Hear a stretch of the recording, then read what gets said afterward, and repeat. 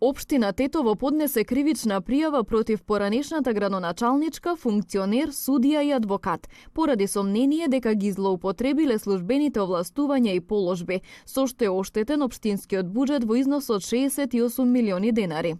На пресконференција градоначалникот Билјал Касами објасни дека се работи за случај на експроприација кој датира од 80-тите години, кога вредноста била 3 милиони денари, а повторно бил активиран во 2015 кога е пресметана камата.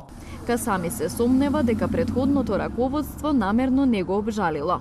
Несвојствено во досегашната судска пракса, ретроактивно судот пресметува камата за 30 години која изнесува над 61 милион евра, и од тој момент кога е веќе правосилна пресудата за која не е поднесена жалба за да се обжали, веќе има и до пресметка на каматата која може да стигне над 300-400 евра. Значи, според целата постапка, општината е оштетена над 1.300-400 евра.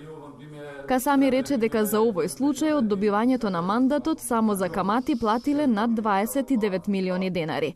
Тој побара јавното обвинителство да го истражи случајот и да се надомести штетата. Бараме од јавното обвинителство да го истражи овој случај и да ги констатира сите можни пропусти кои се направени. Исто така и да се надомести финансиската штета што е нанесена на општина Тетово.